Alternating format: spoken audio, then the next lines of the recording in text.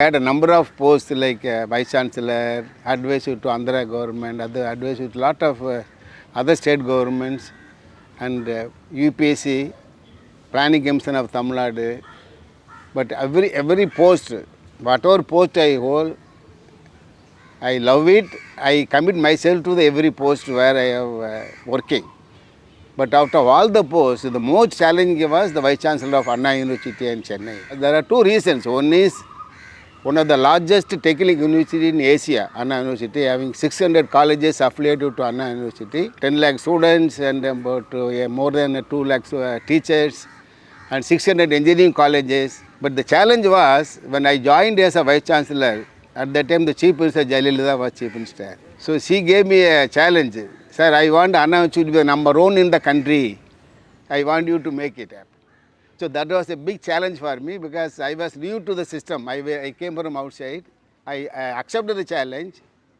I told only one thing, Madam, I will do it provided no government interference in Anna University administration. I told very clearly, nobody should interfere, including Education Minister. Except Chief Secretary, Chief Minister's Secretary office only can contact me any problem. Otherwise, I will not be able to function as a Vice Chancellor. She told yes. So 3 years I have a complete freedom. No minister even talk to me, no secretary, no IAS fellows, nobody will talk to me.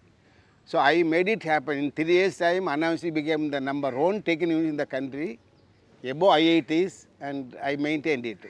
That's the problem now because after that, of course, today we see large number of political interference, ministers, education minister, chief ministers interfering appointment of vice chancellors, appointment of faculty, even appointment of other teaching, non-teaching faculty also government interference there because the vice chancellor are weak actually. Only the vice chancellor appointed by the government and he has to listen to the government. So he is not independent. So that is happening today all over the country today. But in my case, it was totally different there. I told very clearly, if any interference, I leave 24 hours. If any interference, I leave the post. So she agreed and I made it happen there. The second challenge, the same challenge was managing 600 colleges, See, the 600 colleges, 95% of the colleges are managed by the politicians, industries, sand mafia, arak mafia, all kind of fellows are the owners of the college. Even the same is in the other states also, including Kerala. So managing these people, to maintain the quality, the reforms have to be implemented in engineering colleges. Unless these chairmen of those colleges accept it, it's very difficult to do that. So that was a big challenge. I made it happen with all these people there. And that was a great challenge. I enjoyed it. The education system have a lot of scope for improvement. Today, higher education is going in a very bad situation in India actually, all over India. We have numbers actually, but not the quality. We have to improve the teaching learning process. The skill development should be part of the teaching learning process in the classroom, every classroom. The related skill has to be developed by the teacher, for which the teacher has to be skilled. I come from a village, a small village. I come from a very poor agricultural family. I born in a big family. I am one of the 6 children of a family there. So at that time, things are different actually. Now, of course, last 5 decades, a lot of improvements, a lot of changes, a lot of schools have come there. Every village at a school now in Tamil Nadu, even Kerala also, everybody. We have teachers are there. But the most important problem today is, you have got the schools. Everything is there. You have midday meal. Nowadays there is no midday meal. Today you have got a midday meal. You go to school at least for the meal. But today what is more important is the quality of the teachers. Education means quality, They are even qualified, they are not competent, Because they are government servants. They have right to come at 10 o'clock, go at 5 o'clock, enjoy, stay there.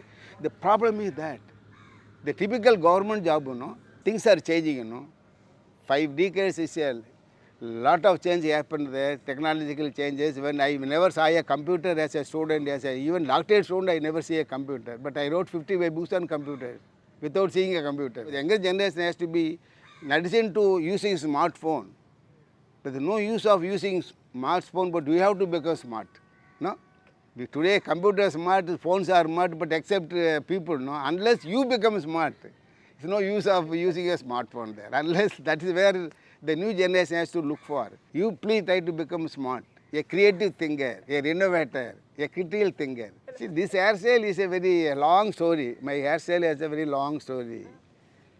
When I was a student, school student, I was a strong follower of whether I do not know whether you know Karunanidhi. DMK is passed away recently. So as a school boy, I was a staunch follower of Karunanidhi. Speeches, at the young age, you were taken by their speech, like they speak very nicely. So as a up to school level, up to my school end, I used to attend his lectures there night, midnight. I had his hairstyle. In fact, Jayalalitha was a chief minister. She only appointed me as the vice chancellor. She had the same question as you had. He asked me, sir, he calls me sir only, sir, I want to ask one question about hairstyle. Then I told her, madam, you should not get angry if I tell. Then I told Karunanidhi hairstyle. She was laughing like anything. She never laughed in her lifetime like that. That's what the ministers were sitting there told me. And then, sir, Karunanidhi has no hair in his head, you were telling his style. At that time, no hair, no? Bald head. No, madam, it is a student life. I followed him and today I followed his hairstyle but not his principles, I told him. But people say it is a style of Abdul Kalam. Okay. But Abdul Kalam, we were very close friends.